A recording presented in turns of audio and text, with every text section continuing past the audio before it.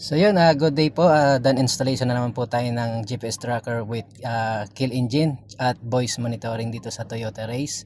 So ito po ay pang-apat na unit ng ating client. So ina-install na po natin yung ating GPS. Tapos ngayon naman po ay mag-demo po tayo ng ating in-install na GPS with voice monitoring at saka kill engine. So makikita nyo po sa kanyang wala po yung check engine o kaya ano po. So ma'am, pwede po pa send po ng code ng kill engine ma'am.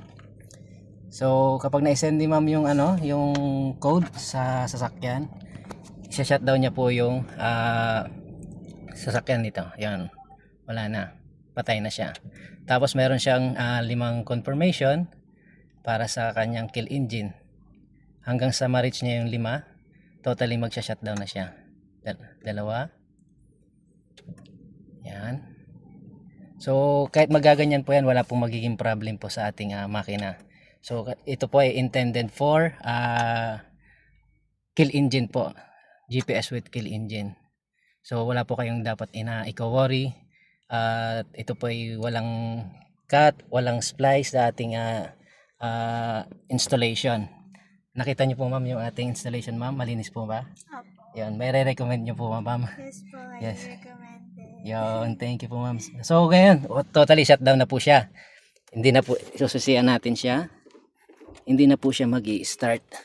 Maliban na lamang po, ma-retrieve nyo inyong sasakyan kapag ibabalik nyo yung inyong power nito sa pamamagitan ng code na isi-send ni ma'am. So ma'am, pwede pong pakisend po ng code. Yun, na-send na ni ma'am yung code. Pag na-receive po ni GPS, automatically po yan. Milliseconds lamang po. Ayun, pwede nyo na pong mabawi ang inyong sasakyan. Through app, pwede nyo i-locate yung sasakyan kung saan po ito naroon. Hindi na po makakawala yung inyong mga masasamang loob. So kung gusto nyo pong ng ganitong GPS tracker with kill engine, tapos may voice monitoring pa to. So hindi ko na po ipapakita kasi para na to sa may-ari. So yun po, message lamang po ako sa aking FB page. Thank you for watching and God bless po.